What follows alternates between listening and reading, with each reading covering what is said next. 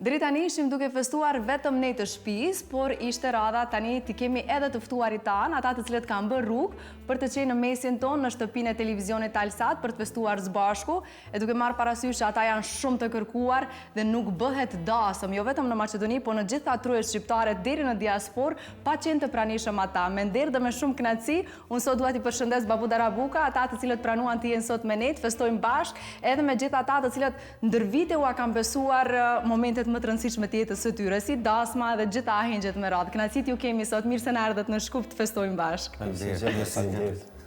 Fillimisht si kaluat rrugës?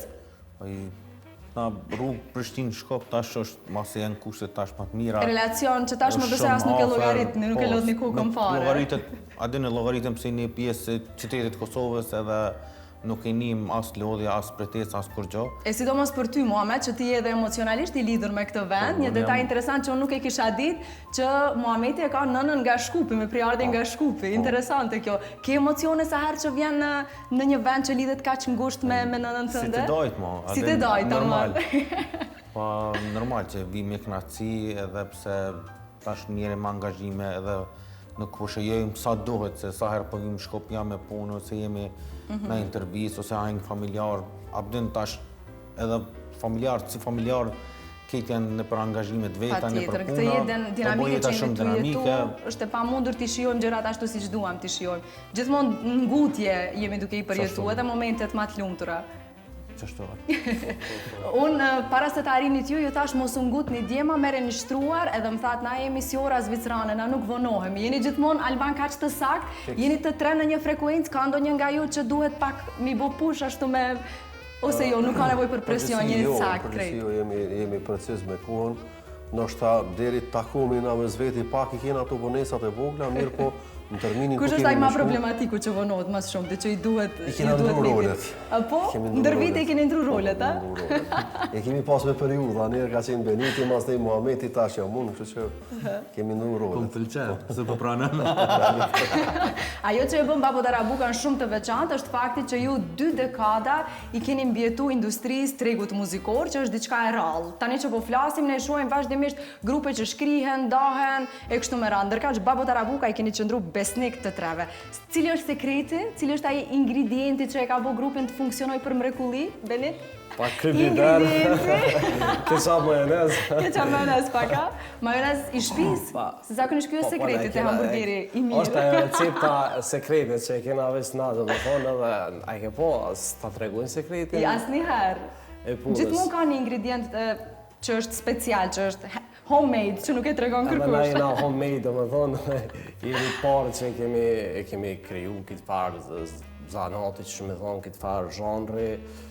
U bo 20 vite, kemi pas një mirëkuptim përbashkë, domethënë, se pa pas mirëkuptim na i kemi pas ato fazat tona që e kuptojnë njëri tjetrin. Ka njerëz kuptojnë, po si martesa, kompromisi është shumë i rëndësishëm. Pa kompromis ka as martesa as grup. Albanin e kena rrejna 2 herë, po. A u mush me mbile. Për trejme, jo, përveç. Mirë kjo, remja ishte në thojza, besoj. Reke profesionale.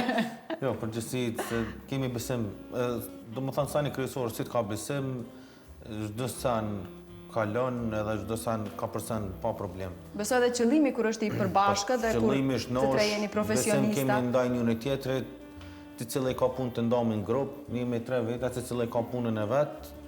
Albani për shembull ka datat, Beniti marketingun, unë mirë me studio me këngë me projekte. Besom që ndoshta vjen vera, nuk e dim as ku jemi, veç e dim që mbi një kurriko deri me 30 gusht nuk mujmë me shku as në deti, as kërkon, se jemi të angazhuar me darsma, me sezon. Edhe Albani që mirret me data, me çdo sen që lidhet rreth datës. Me pjesën e menaxhimit të grupit, po. Që ta, jemi korrekt që 20 vjetë jemi bashkë, nuk kemi pas në dënit e lashu, se çdo sen ka përsen. Asnjëherë s'keni pas në një hatërmbetje, me thonë ashtu, në u fjallos. S'na ka ndodhur bavaki normale. Ai bashëm shpesh pe përmend, jemi rrim kanë re. Normal, ato ke kuptime, mendime, ideja, ndoshta kundërshton ndonjëherë. Ti ke kuptime ke me nanën me babën që je. Asnjëherë na profesionale, atë në punës jo. Asnjëherë nuk na ka kalu muj me thon 12 orë, se 24 orë është shumë, 12 orë edhe mbrana 2-3 orë ajo ka përcen. Jeni këthy në normalitet, keni haru edhe pse jeni fjalos, ndoshta. Diskutojmë tash, nuk do të thon me shkatru një investim të një jete tonë për ndoshta detaje që nuk janë të rëndësishme. Se kur të 20 vjet jemi bën një brand i mirë edhe të njerëz, sidomos kur na shohim për shemb plot muzikanta që për shemb na kanë 2-3 vjet mos më taku njëjtën këngëtar ndarës, kur na sheh aty vjen një farë respekt të që shumë mirë më vjen që jeni disa vjet bashkë edhe Përna gjenerata që janë rritë, që dikur keni këndu në maturat e tyre, tani janë bo për mu martu, për herë të parë, dytë, tretë. Po, se ty të fëmijëve krejt, tash, jena të prit, tash gjenerata me përcjell, do më thonë ata fëmijë që kanë bo edhe me martu fëmijët edhe me vazhdu matutje. Besoj duhet jetë ndjenje bukur kjo për juve. Normal, edhe pse kemi përjetu këtë, e kemi përcjell çish më thonë, e kemi martu çiften, tani ka pas sunetin babinin e fëmijës, sunetin e fëmijës. Krejt ato proceset jetësore që vjojnë. E tani ajo pyetja $1 milion, 3 veta në një grup, çush i ndani bakshishet? A ju ka ndonë në armu i dhu për bakshishe? Dhe problemin ma të vogël e kemi të kjo pjesë. Ne kemi tregullu me këto sene, kështu që nuk i diskutojmë. Çush i keni tregullu me Arban, na tregon Alban? Po janë tregullu me, do të thonë, me digitara. Në qatë mënyrë që s'kena për probleme, apo kupton, se nuk i kemi prioritet pare, nuk i kemi prioritet me marrë veç të fitojmë pare, më kupton. Për shembull na ndodhë ndasma ose në mbrami, kur dikush edhe na qet bakshish, nëse na bjen tokë, na mundohet që se marrë meq, ose 90% raste dhe se marrë.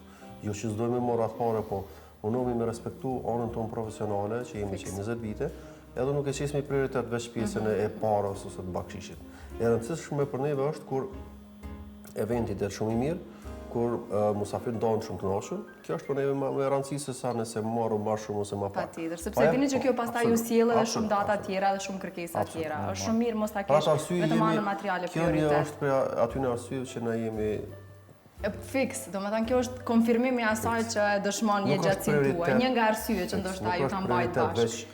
Veç me përfitu.